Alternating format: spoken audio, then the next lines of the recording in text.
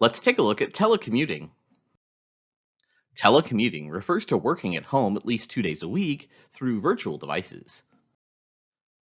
Telecommuting seems to mesh with the cultural transition to knowledge work, which often can be performed anywhere, and people with more education are more apt to work from home.